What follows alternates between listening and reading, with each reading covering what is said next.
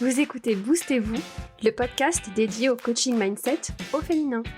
Bienvenue dans l'épisode 21 de Boostez-vous, la prise de décision, troisième partie, prendre plus de décisions. Ravie de vous retrouver sur le podcast ou de vous accueillir si c'est la première fois que vous écoutez Boostez-vous. Je m'appelle Camille Gaudin, je suis entrepreneur, je suis coach certifié et maman de 2 enfants. Ma mission, c'est d'aider les femmes à reprendre le pouvoir sur leur vie en reprenant le contrôle de leur cerveau.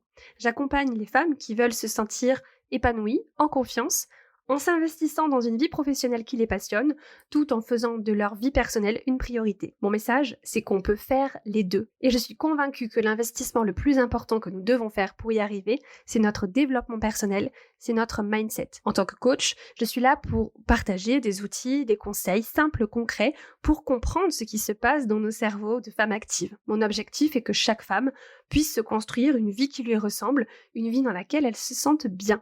Donc ce 3e épisode sur la thématique de la prise de décision vient clore la série d'épisodes qu'on a fait sur ce sujet-là, sur le sujet de la prise de décision. Pour vous rappeler, dans l'épisode 19, on a expliqué le concept qu'en fait tout est facultatif et que nous ne sommes obligés de rien. Dans l'épisode 20, l'épisode de la semaine dernière, je vous ai expliqué le concept qu'il n'y a pas de bonne ou de mauvaise décision. Donc je vous invite à aller écouter ou réécouter ces épisodes pour bien comprendre tous les concepts dont on parle ici. Dans l'épisode d'aujourd'hui, on va parler du 3e concept que je voulais développer avec vous, de l'importance de prendre plus de décisions. Plus on prend des décisions consciemment et intentionnellement, mieux c'est pour nos vies. C'est encore plus vrai dans la voie de l'entrepreneuriat. La prise de décision, c'est un processus qui nous demande beaucoup d'énergie, beaucoup d'attention, beaucoup de temps mental. C'est pour ça qu'il vaut mieux éviter de, premièrement, trop retarder nos prises de décision, et deuxièmement, éviter de prendre des décisions dans un moment impulsif. C'est pour ça que je vous invite à envisager vos décisions importantes à l'avance, de leur accorder du temps mental, puis de les laisser se prendre presque de façon automatique. Pour qu'on arrive à ça, il faut que tout notre processus décisionnel soit un processus conscient. Le processus de prise de décision intentionnelle que je vous propose, je vous l'ai déjà un petit peu expliqué dans l'épisode de la dernière fois, mais j'y reviens aujourd'hui pour que vous l'ayez en tête pour la suite de l'épisode. La première étape, c'est de nettoyer nos pensées, de désencombrer notre cerveau, de faire du ménage de méninges pour avoir une vision claire et précise de la situation et des options qui nous sont disponibles. Pour cette question de désencombrement de cerveau, de ménage de méninges, je vous invite à réécouter le tout premier épisode du podcast où je vous en expliquais un petit peu plus sur ce processus. Deuxième étape de la prise de décision, c'est d'identifier les raisons qui motivent notre décision et s'assurer qu'on aime nos raisons.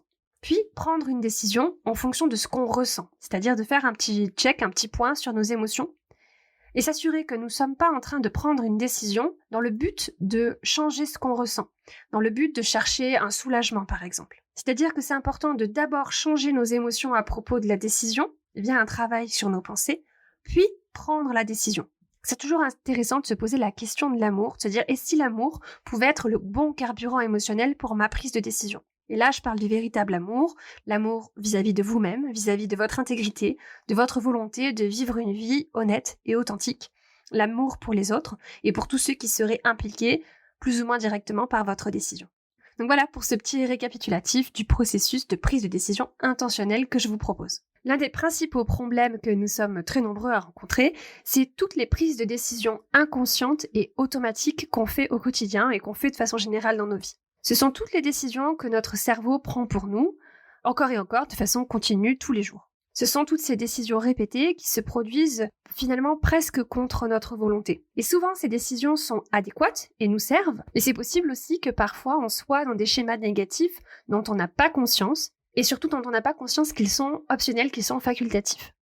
On se retrouve à vivre comme si ces décisions étaient finalement une façon de définir ce que nous sommes, alors que ce ne sont que des petites décisions, des minuscules décisions qui sont prises au quotidien et qui sont prises de façon automatique par notre cerveau. Et toutes ces petites décisions, elles peuvent concerner notre travail, la façon dont on va prendre soin de nous, toutes les décisions par rapport à notre hygiène de vie, toutes les décisions qui concernent notre façon de parler, notre façon de nous organiser, notre façon de nous comporter dans telle ou telle situation. Et toutes ces mini-décisions, mises bout à bout, ont un impact énorme sur nos résultats et sur la direction que prend notre vie finalement. C'est pour ça que je vous invite à essayer d'examiner vos prises de décision, d'essayer de prendre toutes ces petites décisions du quotidien consciemment pour vous assurer qu'en fait elles sont en accord avec la vie que vous avez envie d'avoir. Parce qu'on peut changer notre vie radicalement, on peut changer notre vie complètement en changeant nos petites décisions du quotidien, toutes ces petites décisions qui affectent notre mode de vie. Par exemple, si on essaye de reconsidérer nos décisions quotidiennes, prenons un résultat qu'on obtient au quotidien. Par exemple, si on est fatigué parce qu'on se couche trop tard, ou si on a mal à la tête parce qu'on a bu un peu trop de vin la veille, si on trouve qu'on est en surpoids parce qu'on grignote quand on n'a pas vraiment faim, et aussi on constate qu'on n'a pas le temps de faire certaines choses, alors qu'on passe beaucoup de temps sur les réseaux sociaux. Quand tous ces comportements font partie de notre vie depuis longtemps, on ne les voit plus comme une décision consciente, mais on en vient à les considérer comme un élément de notre identité. Et on finit par devenir cette personne qui se couche tard, qui boit du vin quand elle est stressée, qui mange du chocolat quand elle se sent un peu seule ou un peu triste, ou qui est constamment accrochée à son téléphone. Prendre du recul va nous permettre de nous rendre compte que le fait de ne pas être conscient de toutes ces mini-décisions n'en fait pas des décisions moins puissantes, moins importantes pour nos vies, bien au contraire. Toutes ces décisions ont un énorme pouvoir, ont un énorme impact sur nos vies, et ce sont donc des décisions que nous devrions prendre consciemment et en amont. C'est-à-dire, par exemple, décider en amont de l'heure à laquelle on va se coucher, de la quantité de vin qu'on va boire, de la quantité de nourriture qu'on va manger tel ou tel jour, ou du nombre d'heures qu'on va passer sur son téléphone. Pour ça, vous pouvez même utiliser des applications qui vont bloquer, par exemple, l'accès aux réseaux sociaux au bout d'un certain temps que vous auriez fixé à l'avance. Et tous ces petits ajustements mis bout à bout ont la capacité de changer complètement la trajectoire de votre vie et de vos résultats. On ne peut pas terminer cette série d'épisodes sur la prise de décision sans parler du dernier domaine que j'ai envie d'explorer avec vous, qui est la dette de décision, c'est-à-dire toutes les décisions non prises, toutes les décisions en cours dans notre vie. Ça peut nous arriver de tarder à prendre des décisions ou d'ignorer, d'éviter des décisions à prendre en pensant que de faire comme ça va nous éviter de prendre une mauvaise, entre guillemets, décision. Je mets mauvaise entre guillemets parce que comme on en l'a vu dans l'épisode précédent, le concept de mauvaise décision, c'est une vue de l'esprit, ça n'existe pas. La vérité, c'est que ne pas prendre de décision consciente, c'est en soi une décision. C'est-à-dire que quand on fait ça, c'est un peu comme si on prenait la décision de ne pas changer. On va choisir tous les jours notre travail, nos relations, notre lieu de vie, nos habitudes, qu'on le reconnaisse ou pas. Et toutes les décisions qu'on ne prend pas parce qu'on ne prend pas le temps de réfléchir en profondeur à ce qu'on veut pour nous, pour notre vie, pour notre avenir, j'ai envie de vous proposer une question importante à se poser, c'est de se demander où est-ce que je serai dans 1 an, dans 2 ans, dans 5 ans, dans 25 ans. Si là, à l'instant T, au moment où je vous pose cette question, vous ne pouvez pas répondre à la question, c'est que vous n'avez pas pris de décision sur l'endroit où vous avez envie d'aller, sur la direction que vous voulez donner à votre vie. Et peut-être que vous dites, mais moi j'ai aucune idée de où j'en serai dans 5 ans, dans 10 ans, j'ai aucune idée de la direction que ma vie prendra. On peut penser que c'est une réponse valable, comme si la vie nous emmenait quelque part sans notre permission. Mais la vérité, c'est que on a la capacité de décider à chaque instant où la vie nous mène. Si on ne prend pas de décision consciente de changer les choses, rien ne va changer dans le sens de notre volonté. Et si on ne se réengage pas dans notre vie actuelle, en fait, ce qui va se passer, c'est qu'on va vivre une vie par défaut, et ce qui va nous donner l'impression de ne pas être aux commandes de notre propre vie, et effectivement de se laisser entraîner dans la direction que le vent nous fait suivre. Donc une question vraiment importante à se poser, c'est qui j'ai envie d'être, qu'est-ce que j'ai envie de faire, où est-ce que je veux aller dans ma vie. En plus, vous l'avez peut-être déjà remarqué, mais plus on hésite, plus on tergiverse, plus on doute, plus on stagne dans l'indécision, plus ça va devenir difficile de prendre des décisions. Ce qui se passe au niveau de notre cerveau, c'est que quand on adopte un certain comportement, une habitude, un schéma de pensée, on va revenir renforcer les voies neuronales correspondantes dans notre cerveau. Et à force de répétition, ces voies neuronales vont devenir nos comportements, nos façons de penser par défaut.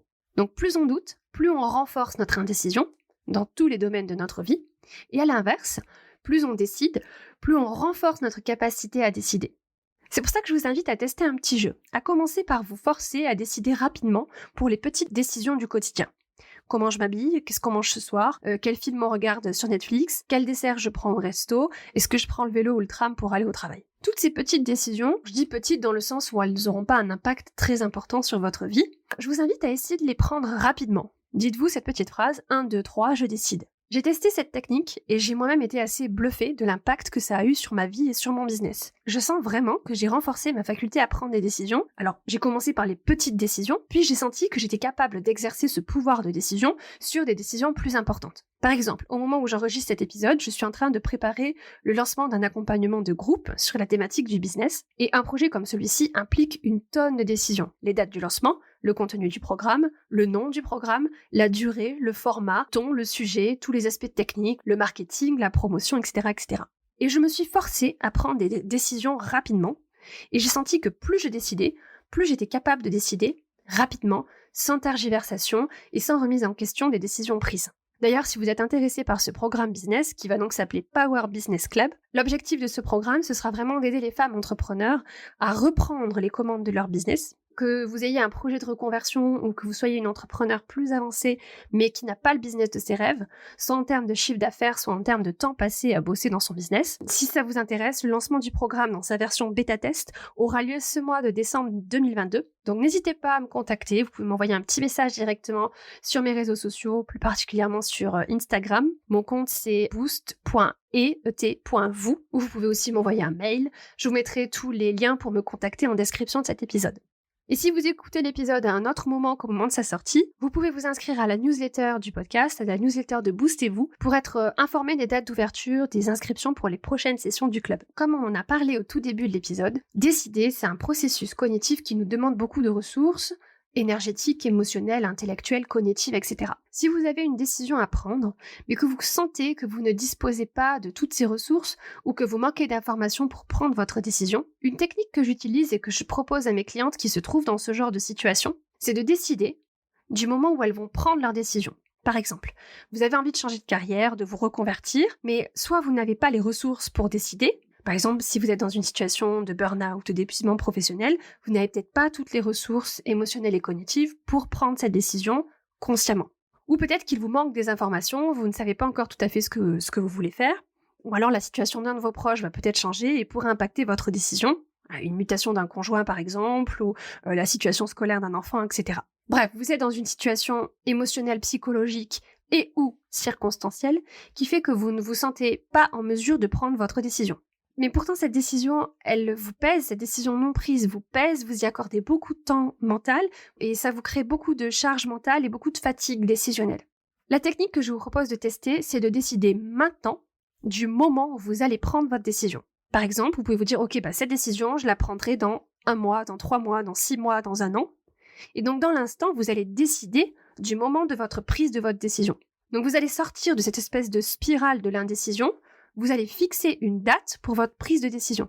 Et vous verrez, c'est une technique qui libère beaucoup d'espace mental et beaucoup d'espace émotionnel, parce que le cerveau, il n'est plus en train de tourner en boucle avec une décision non prise. Une décision a été prise, c'est de fixer la date pour la prise de décision importante, finale. Je vous invite vraiment à tester cette technique, vous verrez, elle est très aidante en termes de réduction de la charge mentale sur la prise de décision. On en arrive à la fin de cet épisode, je vous ai partagé l'importance de prendre des décisions, de prendre le plus de décisions possible, consciemment, intentionnellement et rapidement, dans la mesure du possible.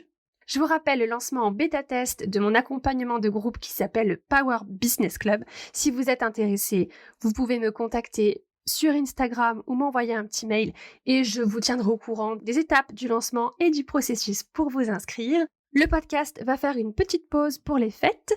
On se retrouvera donc en janvier pour de nouveaux épisodes sur de nouveaux sujets. Et d'ailleurs, si vous avez une envie d'un sujet que vous aimeriez voir traité par ici, n'hésitez pas à m'envoyer un petit mail avec toutes vos idées. Je vous souhaite une excellente journée, matinée, après-midi, soirée, nuit, en fonction du moment où vous écoutez cet épisode de podcast. Je vous souhaite de passer de merveilleuses fêtes de fin d'année. On se retrouve l'année prochaine. D'ici là, prenez bien soin de vous. Bisous! C'est la fin de cet épisode. Si vous entendez ce message, c'est que vous êtes resté jusqu'au bout et pour ça, je vous remercie du fond du cœur. Si cet épisode vous a plu, plusieurs options pour soutenir le podcast. Vous pouvez laisser un avis 5 étoiles sur Apple Podcast ou sur Spotify. Vous pouvez partager cet épisode, le podcast, autour de vous à toutes les personnes à qui il pourrait être utile. Vous pouvez aussi vous abonner au podcast sur la plateforme d'écoute de votre choix et vous serez notifié des nouveaux épisodes chaque semaine. Vous retrouverez sur le site internet wonderfulmaman.com les notes de l'épisode avec des liens vers les ressources dont je vous ai parlé Et si ce que vous avez entendu ici vous a plu, rejoignez la newsletter de Boostez-vous. Vous y retrouverez mes meilleures astuces, mes conseils, des coups de boost et plein de contenus exclusifs. Je vous souhaite de passer de merveilleuses fêtes de fin d'année. On se retrouve l'année prochaine. D'ici là, prenez bien soin de vous. Bisous!